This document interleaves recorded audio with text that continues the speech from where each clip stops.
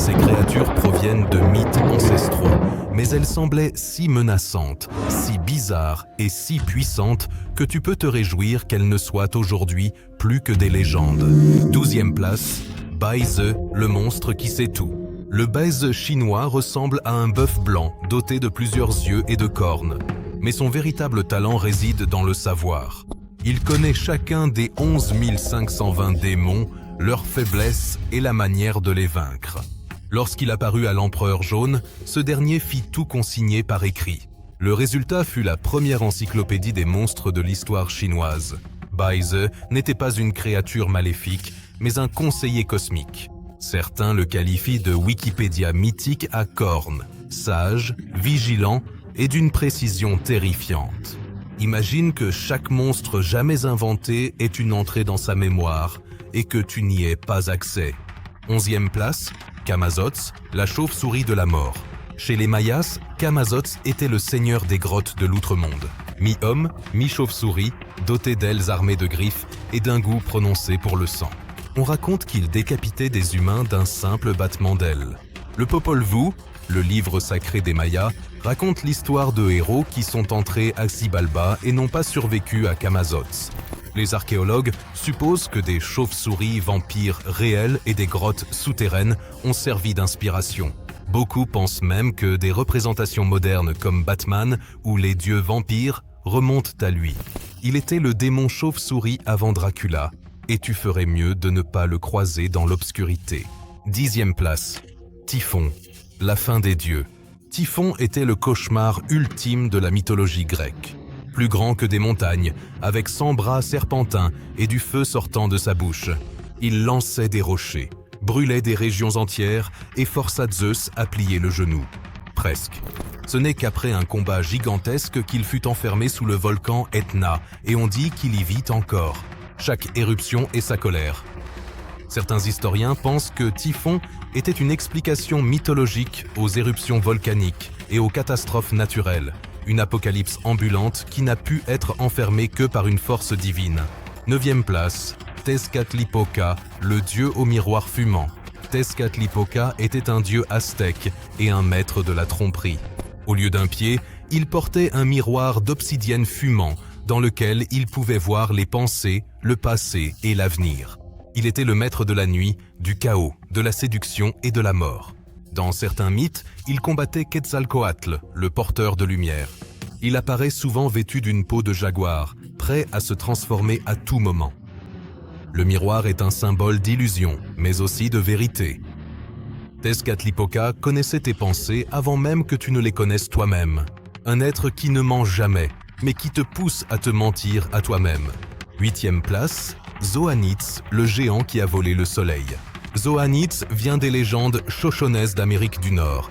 C'était un démon gigantesque qui contrôlait le feu et a volé le soleil lui-même pour plonger le monde dans l'obscurité. Il disparut dans une grotte volcanique où certains croient qu'il vit encore aujourd'hui. Il ne pouvait être vaincu que par la ruse, pas par la force. On l'a attiré de nouveau dans sa propre grotte.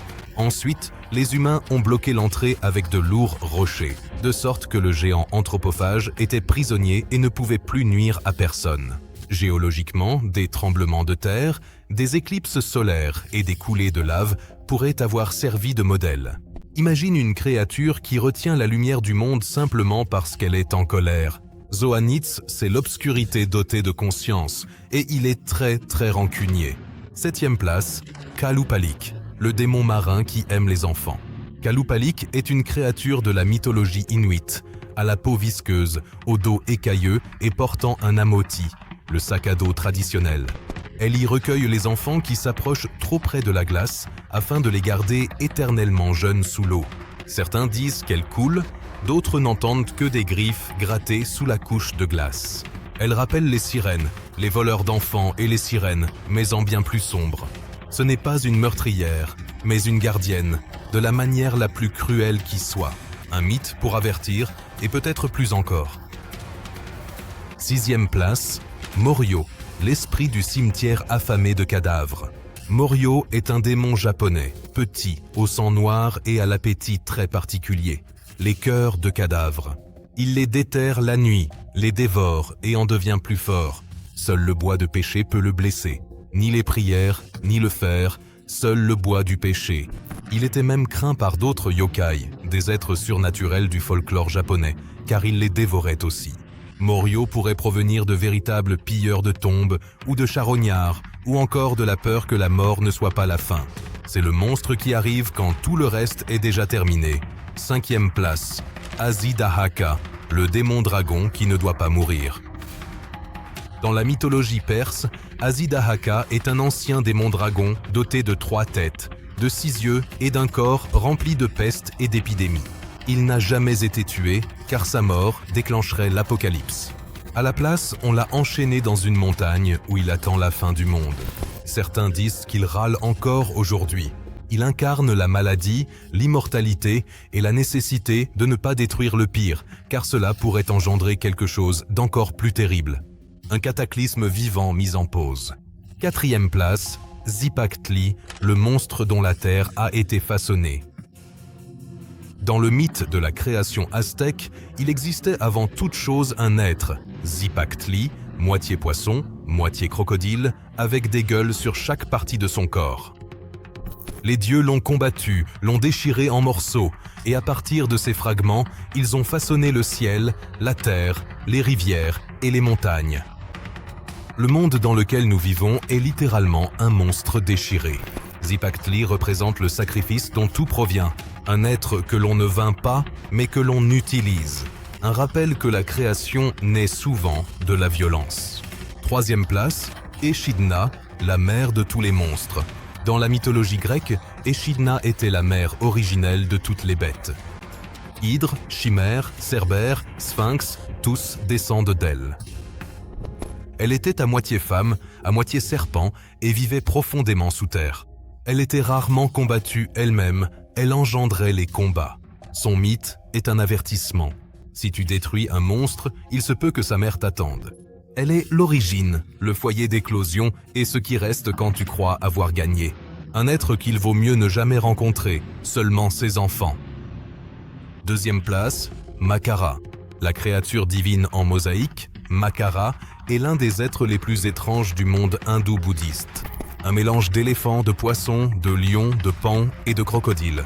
Malgré son apparence, elle est divine, la monture des dieux des rivières comme Ganga ou des dieux de la mer comme Varuna. Elle garde les portes des royaumes aquatiques et de l'au-delà. Makara n'est pas un monstre au sens classique, mais ce n'est pas non plus un animal. Un totem de symboles réunis en un seul être qui nage entre les mondes. Elle paraît belle, mais tu ne veux pas la croiser dans les profondeurs. 1re place, Penanggalan, la tête de femme volante. En Malaisie, on raconte l'histoire de la Penanggalan, une femme dont la tête se détache de son corps la nuit, les entrailles pendant en dessous, à la recherche de sang. Elle flotte à travers les fenêtres, suce le sang des femmes enceintes ou des bébés et doit regagner son corps avant le lever du soleil. Sinon, elle se décompose immédiatement. Tu peux la vaincre en remplissant le corps abandonné de tessons de verre ou de vinaigre. Alors, elle ne pourra plus y rentrer. Elle est grotesque, inquiétante et fascinante. Un monstre qui montre que, parfois, ce qu'il y a de plus effrayant est tout proche et très silencieux.